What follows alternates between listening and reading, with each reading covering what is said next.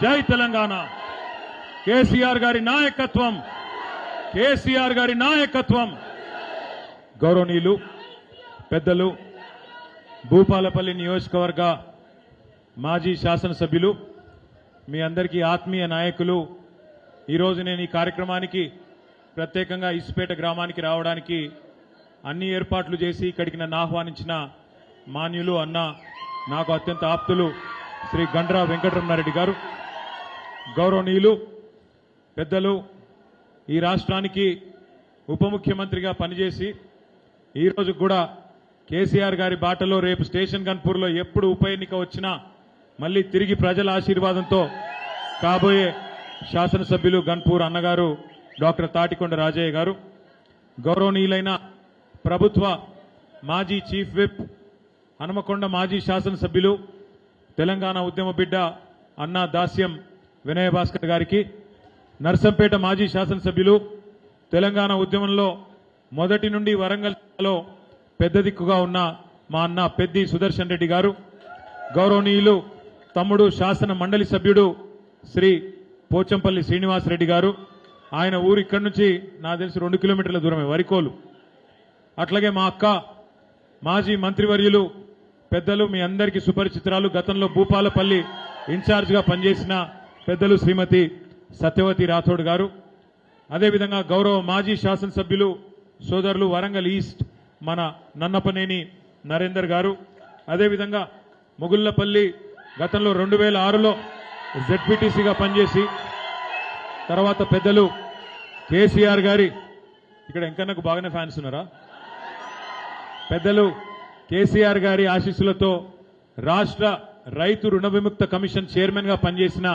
అన్న నాగుర్ల వెంకన్న గారు అక్క మీ అందరి సహోదరి మీ అందరి సోదరి వరంగల్ జిల్లా పరిషత్ మాజీ చైర్మన్ గారు శ్రీమతి గండ్రా జ్యోతి గారు తమ్ముడు గ్రాడ్యుయేట్ ఎన్నికల్లో మన ఎమ్మెల్సీ అభ్యర్థిగా పోటీ చేసిన ఏనుగుల రాకేష్ రెడ్డి గారు తమ్ముడు ఈ నియోజకవర్గ ముద్దుబిడ్డ కాకతీయ యూనివర్సిటీలో ఉద్యమాన్ని నడిపిన విద్యార్థి నాయకుడు తర్వాత మన రాష్ట్ర దివ్యాంగుల కార్పొరేషన్ చైర్మన్ గా పనిచేసిన తమ్ముడు వాసుదేవ్ రెడ్డి గారు వేదిక పైన ఉన్న ఈ కార్యక్రమానికి అధ్యక్షత వహిస్తున్న మొగుళ్లపల్లి మండల పార్టీ అధ్యక్షులు తిరుపతిరావు గారు మాజీ జెడ్పీటీసీ జోరిక సదయ్య గారు అదేవిధంగా ఈరోజు ముఖ్యంగా ఇసుపేట గ్రామంలో కొమరయ్య యాదవ్ గారి విగ్రహావిష్కరణకు వారి కుటుంబ సభ్యులంతా తమ్ముడు రమేష్ గాని వారి కుటుంబం మొత్తం కూడా మమ్మల్ని ఆహ్వానించిన రమేష్ యాదవ్ గారికి వారి కుటుంబానికి వేదిక మీద ఉన్న వివిధ మరి గ్రామ శాఖల అధ్యక్షులు మాజీ ఎంపీటీసీలు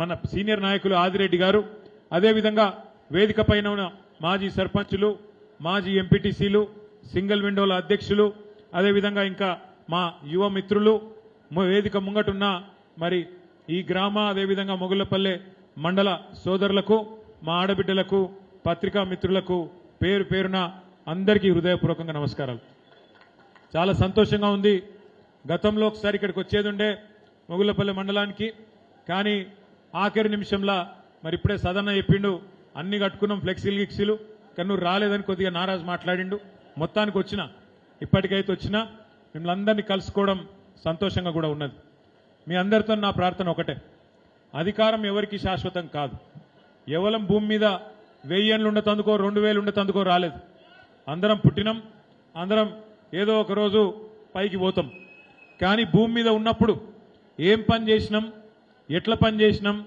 ఇచ్చిన మాటలు నిలబెట్టుకున్నామా లేదా మనం ఏదన్నా ఒక మాట చెప్తే ఆ వర్గానికి కానీ ఆ ప్రజలకు కానీ న్యాయం చేసినామా లేదా గదొకటే చరిత్రలో మిగిలిపోతుంది తప్ప నువ్వు పెద్ద పెద్ద పదవులు చేసినా ప్రజలను మోసం చేస్తే మాత్రం ఎన్నటికీ మనకు మంచి మాత్రం జరగదు ఇవాళ రాష్ట్రంలో జరుగుతున్నది ఏంది ఒక్కసారి మీరు ఆలోచన చేయమని చెప్పి నేను మిమ్మల్ని అందరినీ కోరుతున్నా కేసీఆర్ గారు భూపాలపల్లికి వచ్చిండ్రు రమణారెడ్డి గారిని గెలిపించమని అడిగేందుకు 2023 సంవత్సరంలో నవంబర్ నెలలో మీ కాడికి వచ్చిండు వచ్చినప్పుడు చిల్కాకు చెప్పినట్టు చెప్పిండు ఏం చెప్పిండు కాంగ్రెస్ వాళ్ళు లంగలు వాళ్ళని నమ్మితే రైతు బంధుకు రామ్ రామ్ అవుతుందని చెప్పిండా లేదా మరి ఎగ్గొట్టిరా 2 సార్లు ఎగ్గొట్టినరా లేదా 2 పంటలకు ఎగ్గొట్టిండ్రు ఎగ్గొట్టుడే కాకుండా మళ్ళీ ఇంకొక గమ్మతైన ముచ్చట కేసీఆర్ ఉన్నప్పుడేమో రైతు బంధు మీకు నాట్లు పడే టైంకు రైతు బంధు పడుతుండే టింగు టింగుమని. ఒకసారి కాదు, 2 సార్లు కాదు, 11 సార్లు పడ్డది రైతు బంధు. మీరు దండం పెట్టుకునే అవసరం లేదు, దరఖాస్తు పెట్టుకునే అవసరం లేదు, దఫ్తర్లు తిరిగే అవసరం లేదు, ఎవరిని కాళ్ళు పట్టుకునే అక్కర్లేదు, ధర్నా చేసే అవసరం లేదు. ఏ అవసరం లేకుండా టైంకు మంచిగా మీ ఫోన్లనే టింగు టింగుమని సౌండ్, మంచిగా ఖాతాల పైసలు పడుతుండే. 70 లక్షల మంది రైతుల ఖాతాల్లో 73,000 కోట్ల రూపాయలు వేసిన ఒకే ఒక్క నాయకుడు భారతదేశంలో రైతు బంధు కేసీఆర్ గారు. కడుపుల సల్ల కదలకుండా, ఎక్కడికి పోకుండా, కడుపుల సల్ల కదలకుండా మీ ఖాతాల్లో పైసలు పడ్డాయి. మరి ఈరోజు ఏం జరుగుతున్నది? కేసీఆర్ ఉన్నప్పుడేమో నాట్లప్పుడు పడుతుండే రైతు బంధు, కాంగ్రెస్ వాళ్ళు వచ్చినాక ఓట్లప్పుడు మాత్రమే పడుతుంది. పార్లమెంట్ ఎలక్షన్ ముందు ఒక తాప, ఇప్పుడు మళ్ళీ పంచాయతీ ఎన్నికలు వస్తున్నాయి కాబట్టి డబ్బల ఓట్లు కావాలి కాబట్టి ఇంకొక తాప ఇప్పుడు వేసిండు. వేసి మళ్ళీ ఏమంటుండు, దానికి కూడా ఇక నా పాటి పని ఎవ్వడు చేయలేదు ఈ దేశంలో, ఇక పోయి సంబరాలు చేసుకోపని రైతులందరూ. ఏమిటికి సంబరం?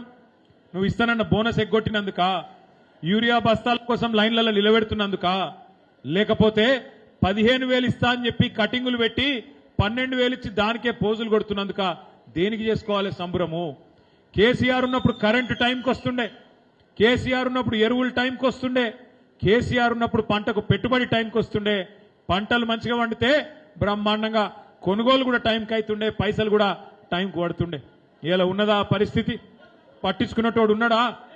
ఇక్కడికి వచ్చేటప్పుడు పరకాలు లాగిన నేను, పరకాల మన మాజీ ఎమ్మెల్యే ధర్మారెడ్డి గారు ఒక మీటింగ్ పెట్టిండు. ఆ మీటింగ్లో చెప్తాండు, సంగెం మండలంలో నల్లబెల్లి అనే ఊరుందట. ఆ ఊళ్ళే ఒక మహిళా రైతు, భర్త ఎక్కడో బొంబాయిలో పనిచేస్తాడు, కొడుకు హైదరాబాద్లో ఉద్యోగం చేస్తాడట, కానీ 3 ఆధార్ కార్డులు ఉన్నాయి. ఆమె రైతు, ఆడబిడ్డ రైతు, పొలం ఉన్నది, ఎకరమో 2 ఎకరాలు ఉన్నది. యూరియా బస్తాలు కావాలి, దుకాణం కాడికి పోయింది. పోతే దుకాణపోటు చెప్పిండట, ఒక్క ఆధార్ కార్డు మీద ఒకటే బస్తా అని చెప్పిండట ఎకరానికి. ఏం చేయాలి మరి? 3 బస్తాలు కావాలి.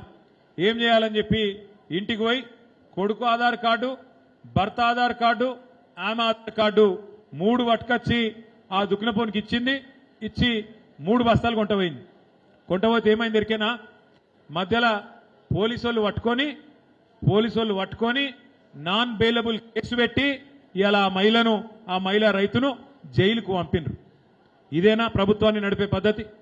ఎరువులు ఇస్తే దానికోసం యుద్ధాలు, ఎరువు కావాలంటే యుద్ధం. భర్త పేరు మీద, కొడుకు పేరు మీద ఆధార్ కార్డు పెట్టి ఎరువు బస్తా తెచ్చుకుంటే అదేదో మర్డర్ చేసినట్టు తీసుకుపోయి నాన్ బెయిలబుల్ కేసు పెట్టి జైల్లో పెడితే దీన్ని ప్రభుత్వం అందామా ఇంకేమందాము? మీరు ఆలోచన చేయమని చెప్పి నేను కోరుతా ఉన్నా. ఎట్లున్న పరిస్థితి ఎట్లయింది అంటే, నేను మొన్న నా నియోజకవర్గం సిరిసిల్ల పోయినా. ఆడికి పోగానే ఒక మా వాళ్ళందరూ వచ్చి ఇట్లనే ఎలక్షన్ ఉన్నది కదా మాట్లాడుకుందామని కూర్చున్నాం. ఒక తాత వచ్చిండు, ఒక రైతు, పెద్ద మనిషి వచ్చి మన కుమరయ్య యాదవ్ గారు లెక్కనే ఉండే పెద్ద మనిషి ముఖం కూడా. ఆ పెద్ద మనిషి వచ్చి అడిగిండు, ఏం బిడ్డ బాగున్నావా అన్నాడు. నేను బాగానే ఉన్నా, మీ సంగతి ఏందని నేనన్నా.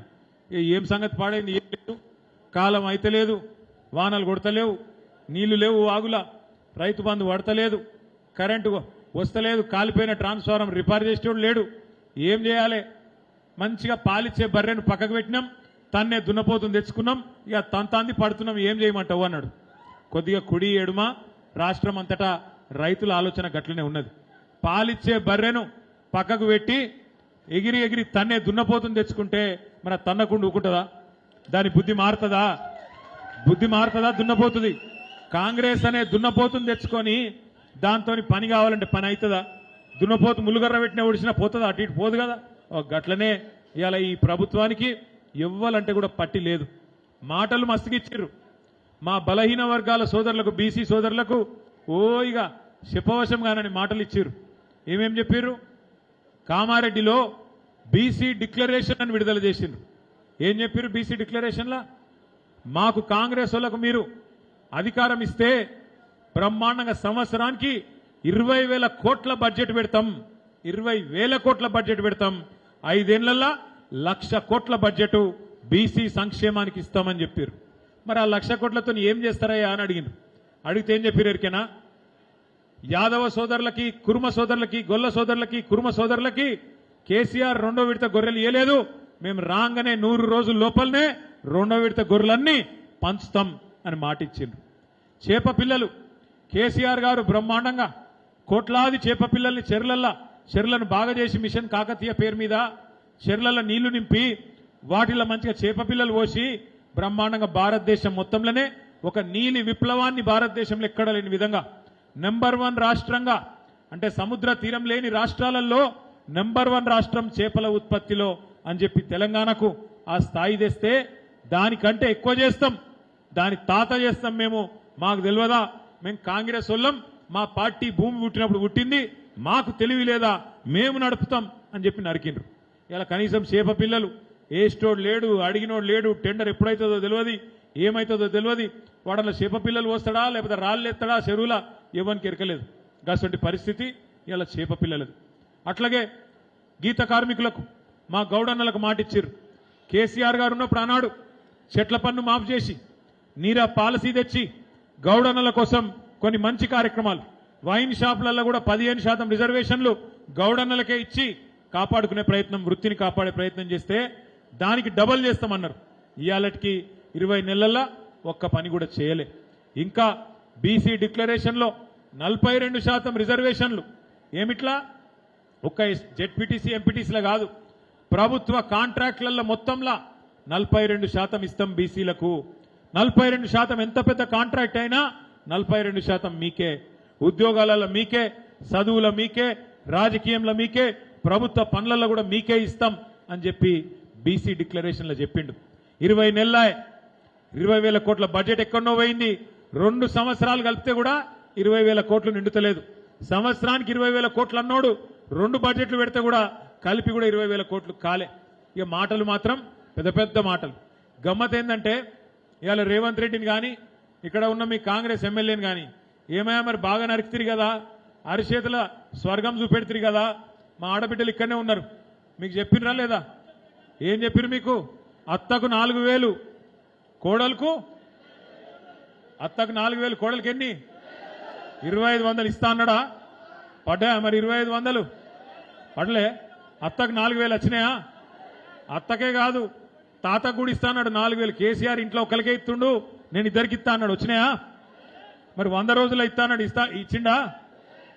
మరి నేను అడిగిన మొన్న, ఇప్పుడు మీరు అడుగురి కాంగ్రెస్ నాయకులను, ఏమైనా 2,500, ఏమైనా 4,000, ఏమైనా వికలాంగులకు 6,000 అంటే వాళ్ళు మీకు ఒకటే చెప్తారు, కేసీఆర్ మొత్తం అప్లపాలు చేసిపోయిండు, మొత్తం దుకాణమంతా ఖాళీ చేసిండు, మా కాడ గల్లపెట్టెల పైసలు లేవు, మేమేం చేయాలి అంటారు. నేను ఒక్క మాట మిమ్మల్ని ఆలోచించమని కోరుతున్నా, ఒక్క మాట ఆలోచించమని కోరుతున్నాను మిమ్మల్ని అందరినీ.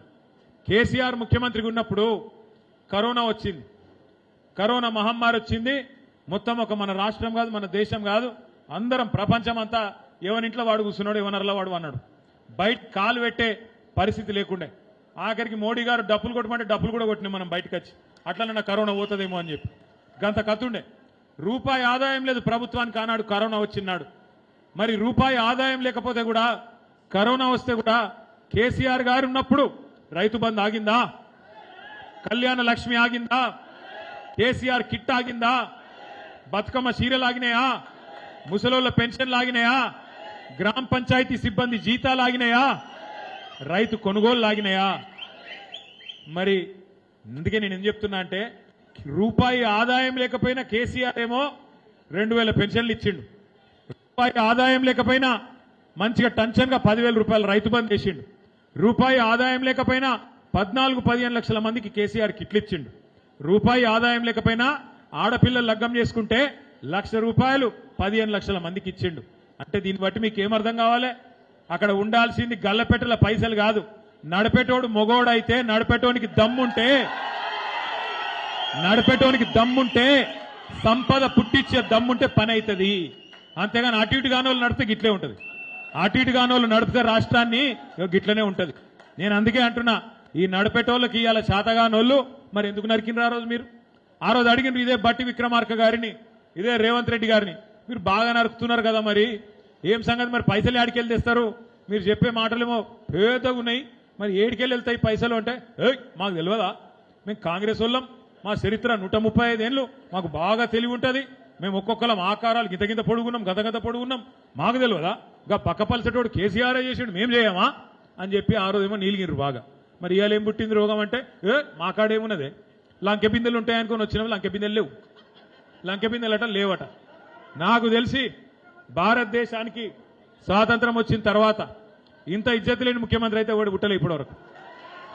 ఎట్లా అంటావా? ఎవడన్నా కాదు, ఎవడన్నా ముఖ్యమంత్రి ఎవడన్నా ఇప్పుడు మా రమేష్ ఉన్నాడు తమ్ముడు. ఇప్పుడు రమేష్ ఏమైనా పైసలు ఉన్నాయో లేవో నాకైతే దొరకలేవు, కానీ లోపల బనీన్కు పొక్కలున్నా మీదికే లంగి మాత్రం జోరుదారేసుకొని మాకేంద్రా అనే అంటాడు రమేష్ కూడా. ఎవరైనా గంతే, కాదు కాదు కాదు ఎవరమైనా గంతే. షాన్ మే ఫరక్ నీ ఆనా, ఊపర్ షేర్వాణి అందరు పరేషాని ఉన్నా పైకి మాత్రం మధ్య దండిగా ఉండాలి. కానీ ఎవడన్నా ముఖ్యమంత్రి భారతదేశంలో నేను ఢిల్లీ పోతున్నాను కలుస్తలేరు, నేను అపాయింట్మెంట్ అడితే వీడు చెప్పులు ఎత్తుకపోతాడేమో అని చెప్పి నాకు అపాయింట్మెంట్ ఇస్తలేరు ఎవడన్నా అంటాడు. ఉద్యోగులు ఏమయ్యా ముఖ్యమంత్రి నువ్వే చెప్తావు కదా, డిఏలు ఇస్తా అని చెప్తావు కదా, జీతం పెంచుతా అని చెప్తావు కదా, ఎప్పుడు పెంచుతావురా నాయన అంటే ఏం చేస్తారా మీరు నన్ను కోసుక తింటారా ఎవడన్నా అంటాడా ముఖ్యమంత్రి? చెప్పులు ఎత్తుకపోతారు అంటాడా, లంకె బిందెలు అంటాడా, నన్ను కోసుక తింటారా అంటాడా ముఖ్యమంత్రి ఎవడన్నా? గిసోంటి ముఖ్యమంత్రి మన కర్మగాలి మనకు దొరికిండు. కానీ ఒకటి మాత్రం పక్క, కొంతమంది నేను మొన్న మధ్యన హైదరాబాద్ లెక్కనో ఒక్కడికెళ్ళి ఒక్కడికి పోతుంటే ఆ సిగ్నల్ కాడ సిగ్నల్ పడ్డది, కారు ఆపిన. పక్కకు ఒక ఆయన ఆటో డ్రైవర్ వచ్చిండు. ఆటో డ్రైవర్ ఆయన పాపం ముస్లిం ఆయన మహమూద్. ఆయన ఏమన్నాడు, బైక్ కైసే అన్నాడు. మంచిగానే ఉన్నా అన్న. మీరెట్లున్నారని నేను అడిగిన. క్యా బోల్నా సబ్ బర్బాద్ హో గయా అన్నాడు. ఆగిపోయింది ఆటో డ్రైవర్ల బతుకు, ఏం చేయాలో వీడు వచ్చినాక గందరగోళమే ఉంది అన్నాడు. మరి ఏం చేయాలి అని నేనన్నా. అంటే ఏమన్నా కుछ తర్కీబ్ దేకో నా సాబ్ అంటాడు. తర్కీబ్ అంటే ఏమెరికేనా, ఏమన్నా ఉపాయం లేదా సార్ మీరు నిలగొడుతందుకు అంటుండు. అంటే నేనన్నా ఏ ఉపాయం లేదు, ఒక ఓటుతో మీకు 5 ఏళ్ళ అపాయం వచ్చింది, నాకాడ ఏం ఉపాయం లేదు. ఒక ఓటు వేసిర్రు 5 ఏళ్ళ శిక్ష తప్పది, 5 ఏళ్ళు శిక్ష తప్పది. భూపాలపల్లిలో గింత మంచి రమణారెడ్డిని పక్కకు పెట్టిర్రు, గాయన ఎవరో తెచ్చుకుంటారు. ఏదో 4 సార్లు ఏడ్చిండు అనుకుంటే ఓడిపోయిండు అనుకుంటే ఆయన గుద్దితిరి, ఇక మంచోని ఓగొట్టుకుంటారు, తన్నే దున్నపోతుంది తెచ్చుకుంటారు. ఇప్పుడు ఏం చేయాలి మరి? ఆ దున్నపోతుంది తెచ్చుకున్నాక తన్న కూకుంటుందా? పోలీస్ కేసులు పెట్టదా? దున్నపోతు మరి పెడుతుంది కదా, పెడుతుంది. పెట్టినాక మా తమ్ముళ్ళు అంటారు ఆడిడే పోతే, అనా వాడు పోలీసు వాడే గుర్తుండే నీలుగుతుండే అంటారు. ఇక పోలీసు వాళ్ళు మీకు తెలుసు కదా ఎట్లుంటారో, ఒకటే తీరుంటుంది పోలీసు వాళ్ళు. ప్రభుత్వం ఎటుంటే గట్టే ఉంటారు వాళ్ళు. నేను అందుకే మీ అందరికి ఒకటే చెప్తున్నా, ఇవన్నిటికీ ఉపాయం ఒకటి ఉన్నది. మనం ఎక్కతక్క తిట్టే అక్కర్లేదు, కొట్టే అక్కర్లేదు, బూతులు మాట్లాడే అక్కర్లేదు. రేవంత్ రెడ్డి లెక్క పేగులు మెడలేసుకొని తిరిగే అవసరం అంతకంటే లేదు. గుడ్లు వీకి గోటీలు ఆడతా మెడల పేగులు వేసుకుంటా అని పనికి మాలిన బాలకృష్ణ డైలాగులు కొట్టే సినిమాల డైలాగులు కొట్టే అవసరం అంతకంటే లేదు. ఒకటే ఒక్క మాట, మనం చేయవలసిన పని ఒక్కటే ఒక్కటి. ఏమిటిది అంటే, మీరందరూ రేపు మళ్ళా జెడ్పీటీసీ ఎలక్షన్ వస్తుంది, ఎంపీటీసీ ఎలక్షన్ వస్తుంది, సర్పంచ్ ఎలక్షన్ వస్తుంది. అలా మీరు చేయవలసిన పని ఒక్కటే ఒకటి. మళ్ళా కాంగ్రెస్ వాళ్ళు వస్తారు, ఏమని అమ్మ అంటారు, అయ్య అంటారు, అక్క అంటారు, చెల్లె అంటారు, వదినే అంటారు, తమ్మి అంటారు, అల్లుడు అంటారు, బామ్మరిది అంటారు, ఇక రకరకాల వరుసలు కలుపుతారు. నీకు వస్తూనే ఉన్నది పెన్షన్, ఎల్లుండే వస్తుంది పెన్షన్, నీది 4,000 వస్తూనే ఉన్నది, 15,000 రైతు బంధు తన్నుకొని వస్తుంది, వెనకకెళ్ళి తులం బంగారం ఉరికేస్తుంది, నీకు అన్ని వస్తాయి, నువ్వు ఆగు ఒక్క ఓటేయి అని చెప్పి మళ్ళా మోసం చేసే ప్రయత్నం చేస్తారు. ఒక్కసారి మోసపోతే అది మనం మోసం చేసినోని తప్పు అవుతుంది. ఒకసారి మోసం జరిగితే మోసం చేసినోని తప్పు. కానీ రెండోసారి కూడా వాని చేతులనే మోసపోతే ఈసారి తప్పు మనదవుతుంది, వాళ్ళది కాదు. దయచేసి మీరు యాద పెట్టుకోండి. ఇవాళ ఎగిరెగిరి పడుతున్న పోలీస్ ఆఫీసర్లు, ఎగిరెగిరి పడుతున్న కాంగ్రెస్ కార్యకర్తల కంటే ఎక్కువ తక్కువ పనిచేస్తున్న అధికారులు, వాళ్ళందరికీ బుద్ధి రావాలంటే, మీ తోలకు రావాలంటే ఒకటే మందు. మీరు మళ్ళా రేపు మొగుళ్లపల్లి మండలం జెడ్పీటీసీ, ఎంపీటీసీ, సర్పంచ్ గుద్ది గెలిపిన్రి, ఎట్లా మళ్ళా మీ చుట్టూ తిరగరు నేను చూస్తా. మీ చుట్టే తిరుగుతుంది రాజకీయం అంతా. మళ్ళా ప్రజాస్వామ్యంలా ప్రజల శక్తికి మించిన శక్తి లేదు. ఇలా బీసీలకు చేసిన ద్రోహానికి మా బీసీ సోదరులు మరలబడాలి, కొట్లాడాలి, ప్రభుత్వానికి వ్యతిరేకంగా తీర్పు ఇయ్యాలి.